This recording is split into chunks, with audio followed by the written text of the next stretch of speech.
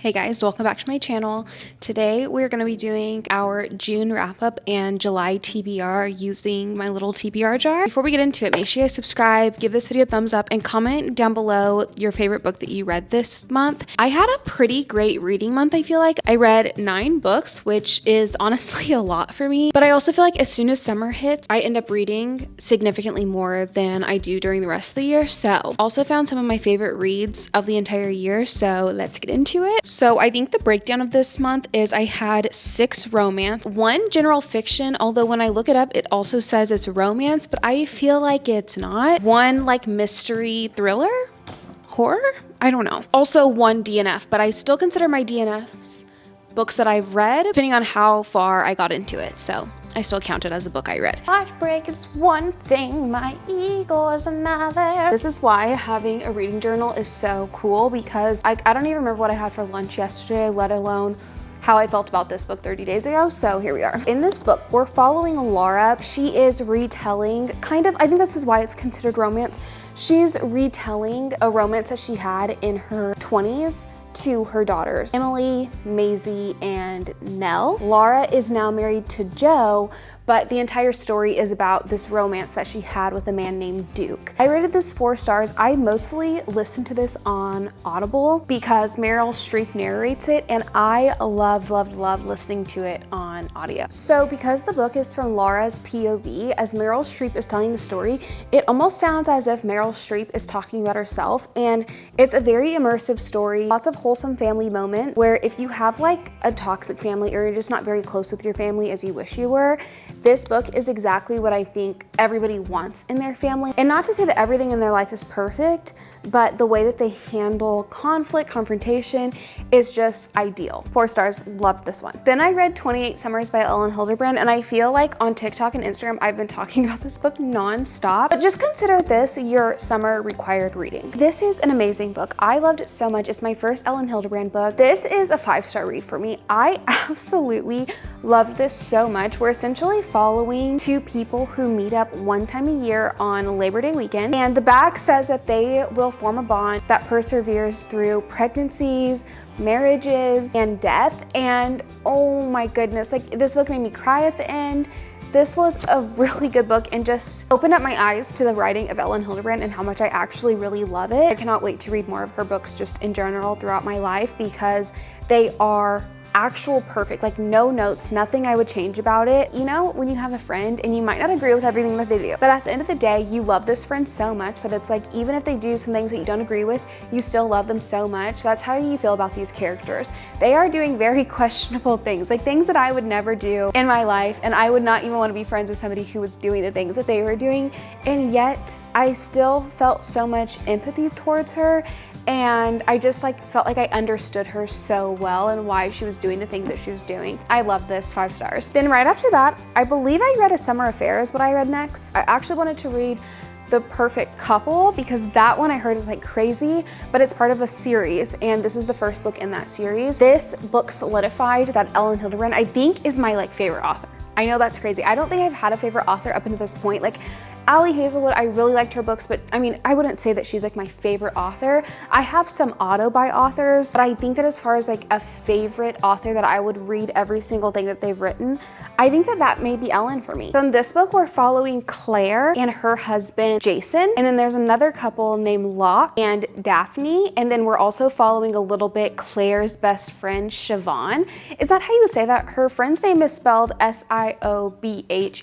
Claire is asked to plan a gala because all of Ellen's books take place on Nantucket or around Nantucket. So this book is very much like rich vibes. Locke Dixon is like the head of the children's, what is it called? Where they're all about providing safe spaces or doing something to help children. They're hosting this gala in order to raise money. Okay, that's pretty much all you really need to know. So she ends up around Locke Dixon a lot. And Locke is not even like this attractive man. He's like, actually, she kind of describes him as like not attractive at all. Like he's actually kind of ugly and like he's balding and he's old and it's like he's not that attractive, but for some reason she's struck by this like grass is greener on the other side, and meeting Locke makes her feel like her current husband actually is not that great at all. Basically started an affair, and I just really liked it. You'll have to read it for yourself, I talked about this. I'll like include the videos where I also read these books because I maybe have more thoughts about how I felt. I don't want to say too much and give too much away, so if you want a little bit more,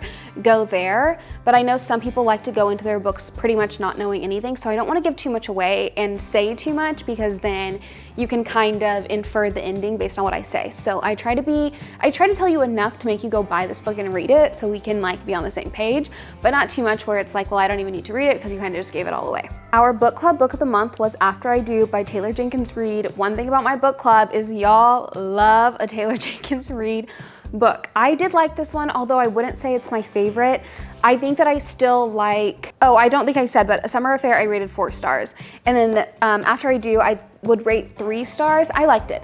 For me, a 3-star rating just means like, I feel pretty good about the book. Like it was good. It was okay. I would still recommend it. I think that I liked The 7 Husbands the most out of the books I've read so far by her. I liked One True Love's significantly more than I liked this one. I wrote in my reading journal, I said, I love the words of affirmation from him when he asked the server if he'd ever seen anyone as beautiful as her. I love words of affirmation and I love acts of service in books because I feel like it actually shows the love that one person has for another person versus all just like physical. That's why I normally don't like so much just like smut in my books, because that doesn't actually show genuine love. That just shows like lust and desire, which it's like men are supposed to desire women. So like, what is that really telling me? It's telling me nothing if he can't put actions, like actual thoughtful, caring actions behind other actions, if you know what I mean. I did skim a little bit of the boring parts. Like I did feel like some of this was just kind of like, all right, it's not really keeping my interest. I also love books that kind of show this dichotomy between women who think that the grass is greener on the other side, or even men, like the male characters will think that the grass is greener on the other side, or like think that a different person will be able to fulfill their needs. And then the author always brings it back around. Like at the end of the day, people will always fail you in one way or another. And I love that these authors know that mostly women are reading these books. So I feel like that's such an important message of just being like, yes, feeling that love and desire for somebody is great. But at the end of the day, for most of us, all of us, right? Like we are choosing to love our spouses and be faithful to them and to not let our eyes wander to other people's spouses, or even if they're like other single people, and we choose to show up for our spouse and love them and be the best person that we can for them and not romanticize other people's relationships or other men or other women, because the grass is not actually always greener. And I think 9 times out of 10 really actually ends up not being greener. There's so many divorces that happen because it's like we just fell out of love. Or we just weren't in it anymore. We just went down different paths. This makes me think of like how many marriages could have been saved if both people had the mindset of like, I wake up every day and am making the decision to choose to love you versus just depending on that feeling of lust or love or desire. So 3 stars, I really liked it. It made me think a lot, and I feel like we had a lot of great discussions in the book club about everything that was in this book. Okay, let's get this one over with. Not in Love by Ali Hazelwood. I DNF'd this. I know, I can't believe it either. I really can't. I DNF'd it at page 140, chapter 13. I think it might be a soft DNF. I really don't know. I really like Ali Hazelwood's writing, but this one just was not, I just wasn't feeling it. First of all, like the spice aspect, I really wasn't vibing with. And I don't even think I really got to the worst part of it because I've heard some other people quoting things from later on in the book, and I hadn't even got to that point. And also the like main conflict, I feel like we just keep going over the same exact thing of her thinking that this man is coming to take over her friend's company. Like we just basically keep saying the same thing in maybe 3 different ways. And I was just like, okay, at this point, I'm like at page 150, what is happening? Like we're just basically saying the same thing over and over again and then sprinkling some spicy scenes in there. What are we doing? What is that? So anyway, I DNF'd it. I think it might be a soft DNF. I might read the rest of it. I don't know. I just feel like if I know I'm gonna end up skimming it, why even waste my time? But I am keeping my bookmark in here because I don't trust myself, and I feel like I might want to finish it just because I do like Ali Hazelwood's writing, and I like the idea of having read this book in my brain. So then I read Stalking Jack the Ripper. I read this in my 24-hour reading challenge, And I thought that this was gonna be giving like Twilight. I thought that this was gonna be giving like Dexter vibes, and it just wasn't. Most of this book, I felt like I was kind of bored. I skimmed like the last, let's see, 7 chapters, because chapter 23, they were basically like talking to spirits, and I really don't mess with that. Like, I really, really don't. Yeah, it just was not giving me good vibes. Like, it just, that chapter was just not it for me. No. No. Not only are they like talking to spirits or whatever, but they actually like describe how they put their palms down, how they like, you're reading this man asking the spirit guides to step forward. Absolutely not. That is so demonic. That is just not good. So, and then I kind of just skimmed the rest because I was like, well, at this point I'm already at the end. Felt like the ending was really not that shocking. I also thought that this was gonna be kind of like a romance vibe. I don't know. I give it 2 stars. Read it at your own risk. When I read Summer Romance by Annabelle Monaghan, and I'll put up the video that I read these next few books in, I love this book. 5 stars. 5 stars. I also feel like this is required summer reading. I also feel like this is genuinely what actual romance is in the real world. Like, you know how so many people say like, oh, why are these women reading romance books? It's just unrealistic. It gives them unrealistic expectations. But no, I feel like this book is actually filled with things that my actual husband would do for me or would say to me. Like, it's very realistic in the way that it talks and the way that Annabelle like paired these people together. He highlighted or underlined so much in this book that I actually need to go in with tabs so that I can find the places that I underlined. Isn't this the sweetest thing? I want us to be like we were on Pelican Island, where he was looking right into my eyes. I want him to touch my hair. There's just so many cute little like moments in here that you're just like felt. Like some of these things, I've said this before. I wonder if he knows that right now I would follow him anywhere. I meet his eyes, and for a second, I feel like I'm the girl he remembers. Cliffy definitely thinks you're the coolest girl in the room, he says. Like, Cliffy is her son.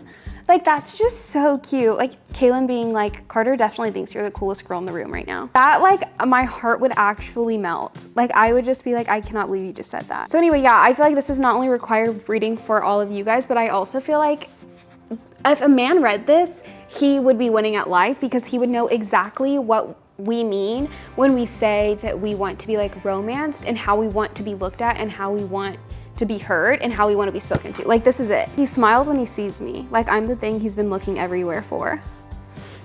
This book is too cute. Like, it's just so cute. 5 stars. I didn't even tell you guys the premise of the book. I was just basically like, it's cute, read it. There's no spice. It is a full circle type of story. The genius level of writing is so satisfying. It made me cry twice. I also love that she has a 6-year-old son. I also have a 6-year-old son. So I love that like mom relatability too, because not only is she like being romanced by this man, but she's also a mom and she runs her own business. I felt like there were a lot of relatability aspects in there, and she just felt like an actual person, like an actual woman in real life. That's so cool. I think it's so cool when authors can make characters feel like a friend that I have. Anyway, I just described this book as actual romance, not what the world says is romance, not this lusty version of romance, not where the only thing that a man sees in you is what you can give him sexually. He actually sees her for just who she is and not what she can do for him. 2 more, guys, 2 more. We're almost done. How long have I been filming? 30 minutes. Amazing. Then I read The Paradise Problem. This is very, very cute, very funny. I started this book at like 10 p.m. one night and legitimately stayed up until 3 in the morning reading it. I literally thought like, oh, I'm just gonna start it, because most books, like when I start at night, I only get to like page 50 before I'm like, this one was so good. Like, from the beginning, I was laughing out loud, and I feel like that's pretty difficult to do. For humor to come across accurately in books, I feel like it's a pretty difficult thing. First 50% of this entire book flies by in the best way, and that's like the best part, because that's where she's setting everything up. Yet it doesn't feel like she's setting everything up. It feels just like you jump right into the action, and the next thing you know, they're on this island, and I felt like I could picture this island so vividly, like the little place where they were staying, their walk down, like, I just felt like I could picture everything so well. And that is like one of the best experiences when you're reading a book, because in my mind, like I can go to there. The female main character, I think her name's Anna, she reminds me so much of Izzy Stevens from Grey's Anatomy. Just very outgoing, witty, funny, like just a ball of energy. She also has pink hair. The main girl has pink hair. I thought that was cute. Yeah, I thought it was like perfectly spicy. There was a perfect amount of banter. The setting was perfect. Just everything about this was perfect. And I rated it 4 stars. Mostly because, like, although I say it's perfectly spicy, I mean like that, like angst was there, which I do understand is part of romance, like part of desiring somebody and wanting somebody, is that there is like, it is spicy, like that in and of itself is spicy, but I also want there to be like actual depth to the characters. So that's why it gets a 4 stars. Not that there's not depth to the characters, but I like just prefer books that really don't have any spice, but I still really, really like this. Okay, last book, you're gonna have to ignore Kai Kai. He's bowling with the basketball. It is what it is. It's summer. The Ministry of Time. This hurt my brain, guys. This literally hurt my brain so bad. I started over from the beginning 3 different times. Like I got to page 70 and then started over. I feel like this is a book you legitimately have to read like 10 times to fully wrap your head around, because I went on Reddit and read reviews, I went on Instagram, I went on YouTube, and I went on TikTok and watched a bunch of reviews, and basically everyone's consensus is that a lot of them get to the end and then they're still like, what do you mean? I don't feel like it necessarily has an open ending, but it is like, we don't fully get what you mean. So I think you have to reread it. I don't think this is a book that you like fly through. And I'm really so confused too, because this is a book that's really hard to understand. But then there's a lot of people saying that this is like a beach read. So I rated this a 3 stars. I did enjoy it. I literally felt like up until the last second, I did not know what was gonna happen. I did not like the ending. I can't tell you why, because that would be like, I would give too much away. But yeah, I think this is a book where you literally just have to read it for yourself and figure out, like you can't really listen to anybody else's review, because I think everybody's experience with this is going to be different. I posted like a little reading reaction of the last 30 pages when I read it, and I did sob cry. I did sob cry the last 2 pages, because why did she absolutely end us in the way that she did? I will like include this little part that I liked. If you don't want to know anything, then skip forward. Forgiveness, which takes you back to the person you were and lets you reset them. Hope, which exists in the future in which you are new. Forgiveness and hope are miracles. They let you change your life. They are time travel. I thought that was like so profound and so incredible. Basically saying that hope and forgiveness are time travel in and of itself. And when you forgive your past, you are time traveling back to the person you were in your past and resetting them. You're allowing them to move forward with forgiveness. And then when you have hope for the future, you're time traveling into the future. You're setting up your future self for success and for freedom and hope and love and joy. That's such a beautiful way. I literally will cry right now. Don't even, girl. I thought that was so beautiful. I was almost like, I wonder if this girl is Christian, because I'm sorry, that's biblical. I think it depends on like what you've been through in life and if it will hit you as hard, because I watched some other people's reading vlogs of this and they basically had like no reaction to the last page whatsoever. And I'm just like, the last page went crazy. Like, I feel like if she would have had the same energy in that last page throughout the entire book, I would have just been like, I need to meet her like immediately, because that's just like a crazy two little 3 sentences she gave us at the end. But I feel like I had such a crazy reaction to it because of just like my childhood trauma, growing up in an abusive childhood home. I feel like things can be so hard because, oh my gosh, I literally am gonna cry. I'm gonna try to keep it together. But like so many times so many times as a parent, I can picture myself as like my kid's age and just think like, I can't believe there were adults that put little Kyra through that. 4-year-old Kyra, 5-year-old Kyra, 6, 7, 8, 9, 10-year-old Kyra through that. Being able to, in my mind, like go back to that version of myself and being like, you have the opportunity to forgive people of the circumstances that were forced on you. And that in and of itself is like a form of time. That's such a good way of putting it.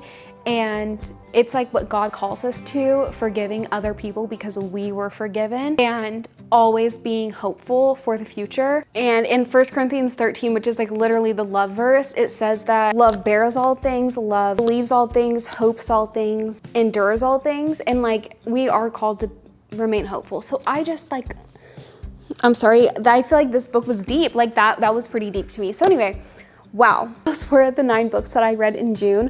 I don't know how people do this after they've read like 16 books, because my mouth is dry and I need water, and we still need to choose my July TBR, so let's do that. Call me crazy, but this is literally what I look forward to every month. I know you guys are probably like, wait, where are the books from last month's TBR? I'm currently filming, I'm kind of filming this still in June, so there will be a video of me reading only my TBR for a week, so I'm pretty sure I'm gonna read Long Shot by Kennedy Ryan, The Housemaid's Secret, and then probably 2 other books from my last month's TBR, but you'll just have to wait for July to hear my thoughts, sorry. This is a fresh TBR jar also, like there's all new prompts. Start a new series. That's the last thing I need to do, start a new series. Yeah, The Prisoner's Throne. I was gonna read The Stolen Heir, but for some reason, I just get the feeling that you're supposed to read the Cruel Prince trilogy first. So I'm gonna start with this one. This is the Cruel Prince trilogy. I've never read it. Book 2, last month I chose 6 books, so I might do the same for this month. Slow burn romance. Am I finally gonna read The Wall of Winnipeg and Me? Because you guys always yell at me to read that. Mariana Zapata is a slow burn romance writer. I have, wait for it, I have The Wall of Winnipeg and Me, I have Colty, and I have All Roads Lead Here.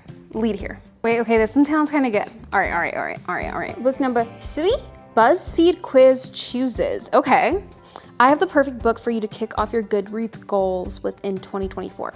Okay, so this is an actual quiz from 2024. Which type of book do you like best? Thriller. Which trope do you prefer? Let's do enemies to lovers. Choose a song. We'll do Cruel Summer. Which word describes you best? Creative. Which is your favorite season? Summer. Reading, what is the one thing that you want in a book? I'm gonna do murder, not because I literally need murder, but I feel like that will help me get a book that's gonna be like, you know, I'll do a standalone. I don't really care. I wish there was like a don't care option. I'll do single. Now, we're gonna start over. Thriller. Love triangle. Cruel Summer. Creative. Summer. Standalone. Single. Oh, I already read this. Okay, retake. Guys, I can't. Okay, we're gonna do drama. Shatter Me. Okay, there we go. This was actually on a TBR that I did a few months ago, and I never got around to it. Next one, give a book a second chance. In my reading journal, I have a DNF graveyard. So I have Murder in the Family and Wreck the Halls, and I was also gonna add Not in Love by Ali Hazelwood, so I think that I'm gonna do this one as the second chance. Book number 5, a book from Goodreads most read list, which this is fun because I wanted to actually do an entire video around Goodreads most read list, because at the end of the year, when you do like put a finger down if you've read these from Goodreads list, I want to have read some of them so I like can know what everyone's talking about. Funny story number 1, and then we have number 2 is The Women by Kristen Hanna. I think I'm gonna choose that one. I don't have it on my TBR. That would have been book 5. Let's choose a 6. Free pick.